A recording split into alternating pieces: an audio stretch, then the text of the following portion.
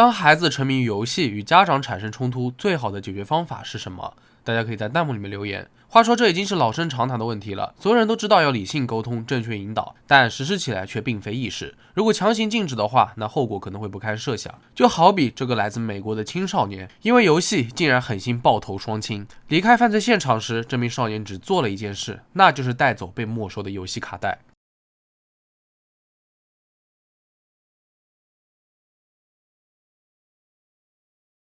或许大家会推测，这个男孩大概率从小就是问题少年，缺少家庭关爱，经常闯祸。可实际上，这些说法和他都不沾边。那我们先来简单的认识一下他。丹尼尔·佩特里克出生于1991年，在俄亥俄州惠灵顿上高中。虽然成绩不算拔尖，但一直很稳定。老师、同学们对他的印象都还不错，比如他平时友好风趣，待人有礼貌，而且从未与同学们发生打架斗殴的冲突。同时，丹尼尔与父母的关系也都很密切。父亲马克是一名牧师，因此丹尼尔可以说是在教堂长大的孩子。从小他就对圣经充满了兴趣。反正无论怎么看，丹尼尔都是一名健康快乐的青少年。乍一看，他的生活根本就不会出现任何能够激发他暴力犯罪的因素。然而，自从丹尼尔接触了《光环》这款游戏，他的生活发生了翻天覆地的变化。当时丹尼尔因滑雪造成了严重的脊柱受伤，在家待了将近1年的时间来休养。在此期间，好友乔纳森为了帮助丹尼尔度过这些无聊的时光，介绍了一款电子游戏给他，《光环》。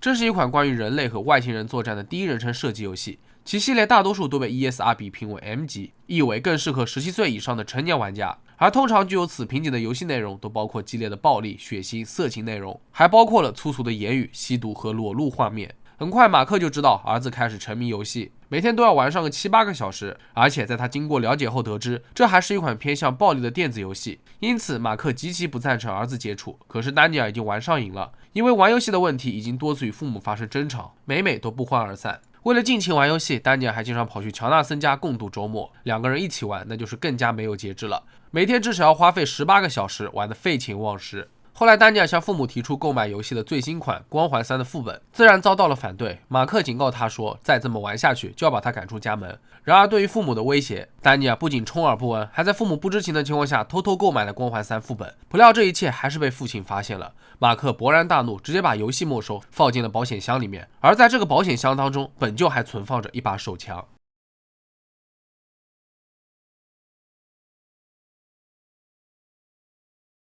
2007年10月20日，在游戏被没收1个星期后，丹尼尔终于翻箱倒柜，找到了保险箱的钥匙，顺利偷走了游戏和枪。然而，接下来发生的事情令所有人都意想不到。丹尼尔走进房间，站在父母身后，先让他们俩闭上眼睛，说是要给他们一个惊喜。这对毫无戒心的夫妇看到儿子突如其来的举动，开心的全部都照做了。可谁知道，丹尼尔竟然直接掏出手枪，射中了父亲的脑袋，然后迅速把枪瞄准了母亲，手臂2枪，脑袋1枪。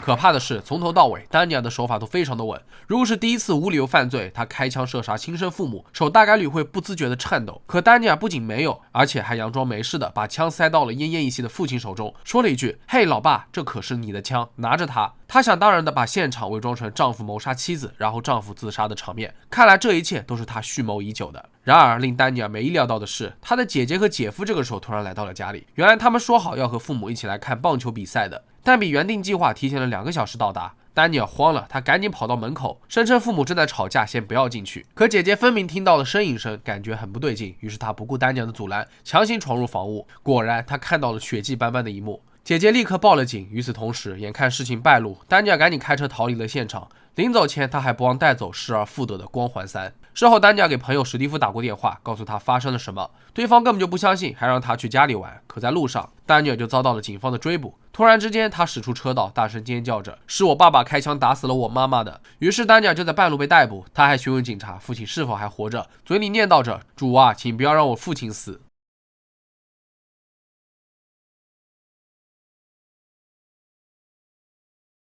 被带回警局后，丹尼尔立刻接受了审问。可接下来的种种表现都说明丹尼尔非常可疑，嘴里的话漏洞百出。一开始，当警方询问姐姐到达前家里究竟发生了什么，丹尼尔谎称10月20日晚上他想和朋友去看电影，于是告知父母，但他们正好在吵架。没过多久，丹尼尔就听到了枪声，父亲随后用枪指着他，最后指向了自己。很快，姐姐来了以后，为了不想让他看到父母惨烈的情况，丹尼尔便想阻止他进屋，但还是没能挡住。接下来，警察又问丹尼尔，除了父亲之外，还有谁碰过手枪？丹尼尔当即即承认自己碰过，但是因为他认为父亲还没有死，不想让他继续伤害自己，于是移开了手枪。很快，警方表示他没有证据能证明丹尼尔在说谎，他最好如实交代到底发生了什么。这个时候，丹尼尔似乎有些慌了，他请求警方给自己1分钟时间整理一下思绪。可笑的是，接下来丹尼尔说的话完全牛头不对马嘴，他没有谈论任何有关于父母的事情，反而打听了警察的工作时间和加班情况。最后，经过了长时间的对峙，丹尼尔终于对警方敞开心扉。他坦言自己当时眼前一黑，根本就不记得是怎么开的枪，也不记得开枪的时候父母在哪里，自己开了几枪，直到姐姐的到来才让他突然清醒过来。至于丹尼尔父母的结局真是令人唏嘘，母亲头部中弹当场死亡，父亲则昏迷了2周，侥幸存活了下来。根据马克回忆，当儿子说要给他们一个惊喜的时候，夫妻俩还充满期待，误以为紧张的家庭关系终于有所缓和，可没想到紧接着就是一阵脑袋发麻，一下子又失去了知觉。自从苏醒过来，马克一直悲痛欲绝，他失去了相爱的妻子，还因为昏迷错过了他的葬礼。他实在是无法接受丹尼尔对亲生父母如此心狠手辣。马克坦言，很长一段时间他都恨透了儿子，发誓这辈子不再相见。可随着身体日益恢复，马克转向上帝寻求帮助，也逐渐放下了怨恨，选择了宽恕。在法庭上，丹尼尔以精神错乱为由拒不认罪，然而这并没有奏效。法官认为，丹尼尔在采取行动前已经在暗中计划了1周。另外就是他过分沉迷于游戏，在游戏中，玩家要设计那些占领地球的外星怪物，可在现实生活当中，他把不允许自己玩游戏的父母也视为了敌人。显然冲动下，他忽视了游戏世界与现实的区别。要知道，子弹飞过去，人可不像游戏当中的怪物一样能够重新复活。再加上年轻、易冲动、叛逆等多方面因素，使得这位青少年渐渐失去了理智。话说，连审理此案的法官都对这名男孩的犯罪行为感到惊讶。他委婉表示，如果不是长时间接触暴力游戏，丹尼尔可能不会那么做。法庭上，身为父亲，同时又是受害者，马克红着眼睛请求法官宽大处理。在这之前，丹尼尔说过很多次想念母亲，对不起他们，他已经知道错了。然而，法官对于丹尼尔表现出的悔意提出了异议，仍然坚持判处最高刑罚。最终，丹尼尔被判犯有严重的谋杀罪、谋杀未遂罪和篡改证据罪，至少服刑23年才有资格获得假释。在法官宣布判决结果后，丹尼尔扭头望向了坐在他身后的父亲，神情复杂。而这个时候，马克不再为其辩驳，他轻轻地点了点头，以示无奈。最后与其他亲属离开了法庭。或许在这一刻，马克才真正意识到悔恨。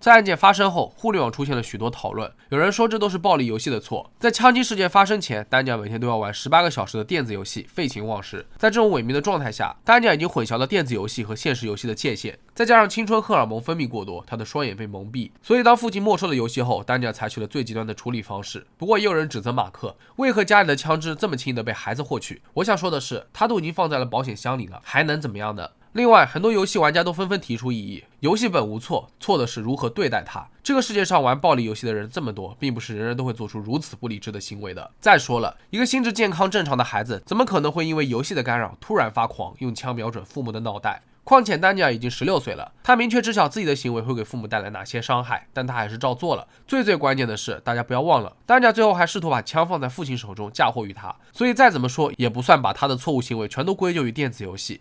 其实一旦社会新闻牵扯到青少年沉迷于游戏，总能爆发大规模的争议。游戏有罪论几乎是大多数家长常见的理论，可他们不了解的是，电子游戏成瘾通常被定义为一种心理成瘾，而有关于孩子存在的心理问题常常都会被忽略。试想一下，从孩子接触游戏再到沉迷，这中间是否需要一个过程？而且在这个过程当中，做父母的难道没有一点点时间来介入孩子对于游戏的依赖？而作为青春期的孩子，逆反是普遍存在的，但在上述案例当中，等父亲进行干预的时候，丹尼尔已经走火入魔。这个时候再和他对着干，只会让一个青少年更加的变本加厉。我相信他的父母可能在处理这方面问题的时候，大概率就是以说教的态度，并不会心平气和的和儿子好好谈一下，所以往往都会不欢而散。最终父亲锁游戏，儿子做出了极端的事情。所以到底是游戏毁了孩子，还是父母的管教出现了问题？我相信各位心中应该都有答案了吧。在这起案件当中，无论如何争辩，事实就是丹尼尔残忍地杀害了母亲，亲手毁掉了这个家，他将永远无法摆脱杀人犯的身份，这些都是毋庸置疑的。我想在整件事情当中，最后悔的人应该是马克，他失去了爱人，儿子也锒铛入狱，美满的家庭就此破碎。自己虽然选择了原谅，但多年后，丹尼尔出狱之际，父子俩又该如何面对彼此呢？那好了，本期视频到这就结束了。各位是如何看待游戏有罪论的？可以在评论区下方理性讨论一下。如果觉得视频做得还不错的话，也别忘了点赞、收藏和关注。我是真真，咱们下期视频再见吧。